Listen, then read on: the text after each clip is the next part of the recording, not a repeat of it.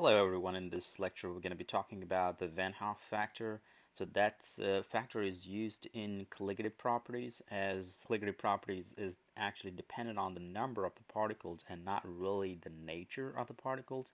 So the Van't Hoff factor is used to determine how many particles or how many ions you're going to have in the solution at a given time, because you may have some salt or some acids or bases kind of breaking into ions, and how many ions it's getting broken into, that matters the most when you're doing these colligative properties rather than the nature of the particles. The actual definition of Van Hoff factor is going to be how many moles of particles, like so these particles could be the ions as well, you have in the solution divided by the moles of formula units, like how many formula units you're starting out with. And it's not that easy to figure out the Van Hoff factor, and it changes based on the concentration and based on the nature of your solute. We'll talk about some generic examples and how you actually figure out the expected value of the I. And as far as the correct or the measured value of I go, you have to do experimentations on that. But you're going to be more responsible to figure out what's the expected Van Hoff factor for a particular compound. So let's take an example of strong electrolytes. So strong electrolytes is going to be something that ionizes completely, and we can talk about soluble salts. A lot of salts, they ionizes completely, or you can talk about strong acids and strong bases. If I take a generic example of maybe NaCl, when NaCl is dissolved in water, we know it gets broken into Na plus and Cl minus aqueous. So if I want to calculate the Van Hoff factor just on that one, I would go like, okay, I'm breaking this NaCl into 2 moles of particles, and assume you are starting out with 1 mole of NaCl. So I'm breaking this into 2 moles of the particles, because we got 1 mole of Na plus and we got 1 mole of Cl minus. So it's going to be 2 divided by how many moles of formula units you're starting out with. So assume I'm starting out with 1 mole of NaCl. So it's just going to be 2. But that's just the expected value of the Van Hoff factor for this particular salt. And it may not be exactly 2, because there are going to be times when you have some of these ions kind of existing in the ions pairs, like this Na plus and Cl minus making an ion-ion reactions and existing as an ion pair, and that will decrease the value of the Van Hoff factor. So that's going to be your measured value. However, as far as the expected value go here, it's just going to be 2. What about something like maybe AlCl3? So the AlCl3 is going to get broken into Al3 plus aqueous, and then we got 3 Cl minus aqueous. So what's going to be the expected value for the Van Hoff factor here? Well, all the chlorides dissolve in water, so it's going to get broken into 1 Al3L plus and 3 moles of chloride, so that's going to be a total of 4. Now, it may not be exactly 4, like I said, because some of those ions will be existing in the ion pairs, as a result, decreasing the expected value of I.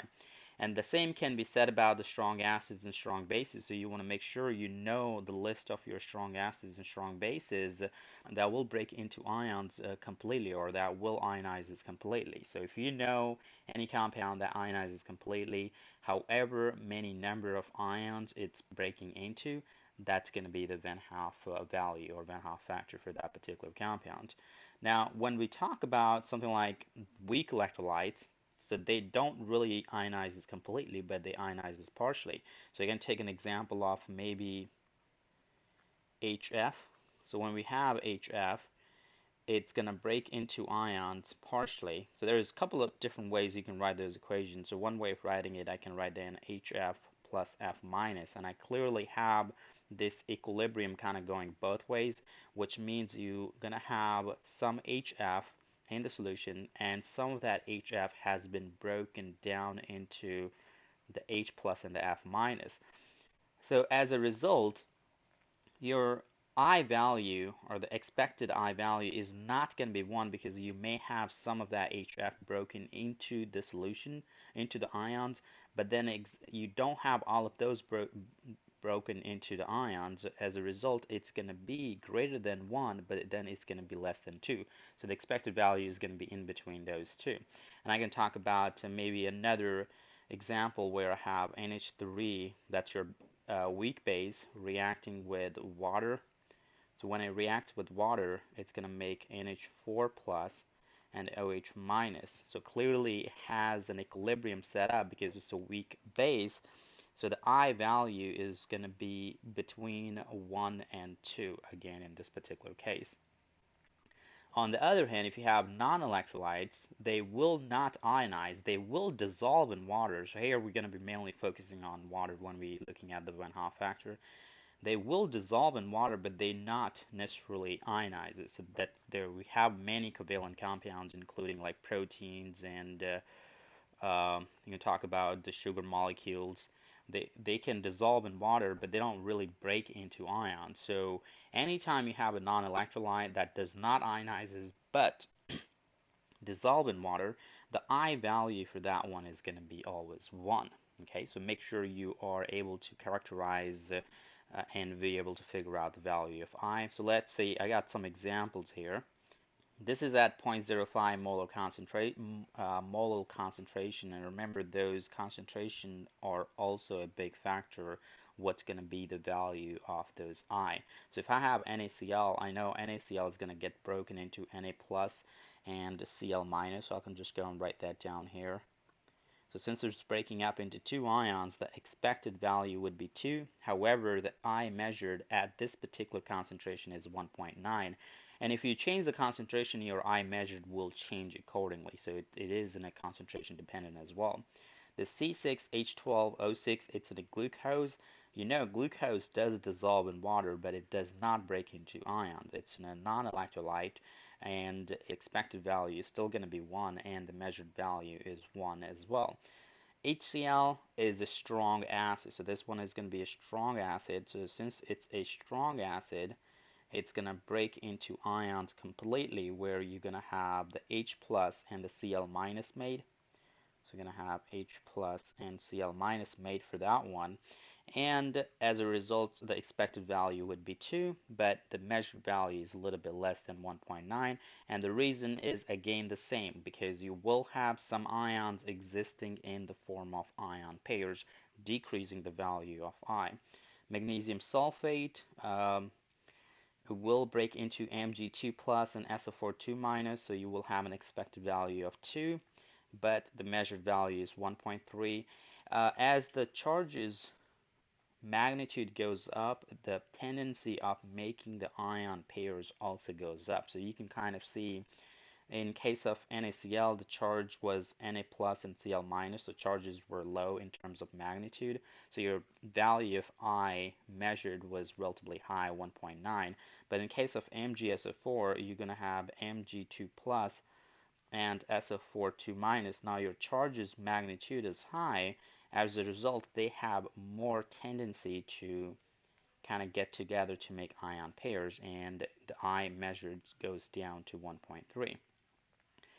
Now, you may wonder, can you have a Van't Hoff factor value of less than 1? Is that possible? And the question is, yes, it is possible. You could have sometimes molecules making dimers. So for example, if I dissolve this CH3COOH in, suppose, in benzene, not necessarily in water. So when this dissolves in benzene, it's going to make the dimer, and that's going to look like this.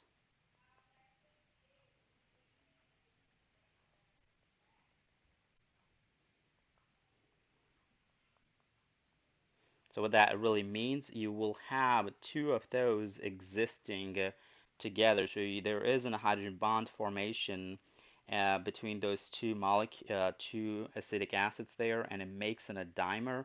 And whenever the molecule has the potential to make a dimer in a particular solvent, you could have a Van't Hoff factor value less than 1. All right, so that's how you're going to be finding the Van't Hoff factor values, and it's going to be extremely important in the calculations when you're doing those colligative properties. If you have any questions, feel free to leave any comments in the section below.